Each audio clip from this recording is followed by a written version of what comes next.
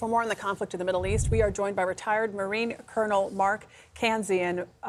He is an advisor and in the Defense and Security Department at the Center for Strategic and International Studies. Thank you so much for joining us. President Trump, he's floating the idea of possibly taking Iran's Karg Island. Colonel, help us understand how the U.S. military could even go about doing this. Wouldn't this have to be some kind of amphibious landing and troops on the ground? Well, there would certainly have to be troops on the ground, and it would be a major military operation. But it is doable. The United States could push amphibious ships through the straits. I think that's unlikely. They might put landing craft through the straits, but they could also do it with helicopters and paratroopers who are in the vicinity.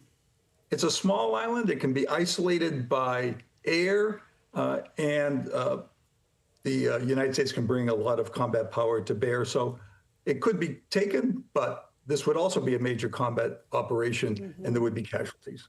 Also, it's not as easy to take this central hub, this key node of fuel for Iran, which it will, of course, try to protect as much as possible. I know it was also key in the 1980s during Saddam Hussein and I think it was the Iran-Iraq war. Karg Island was key, but relatively left alone. Help remind our viewers why it's essential for Iran and why the president is threatening to send troops there.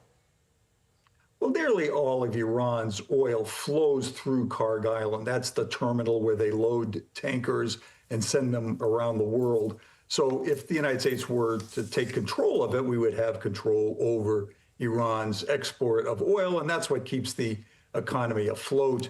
It would push the economy into desperate straits and make the population even more dissatisfied than they already are.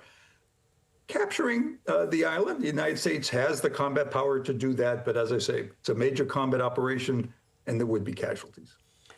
Colonel, speaking on Air Force One yesterday, the president said that we have had, quote, regime change in Iran. He also repeated that today on Truth Social. Do you think that's true?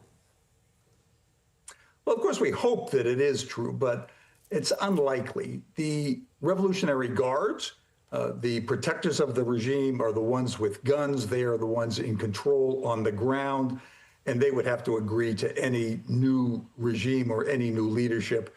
I find it hard to believe that they would be accepting some group that we're negotiating with, but that'll play out over the next few days. All right, Colonel Mark Kanzian, thanks for your time. Appreciate you joining us.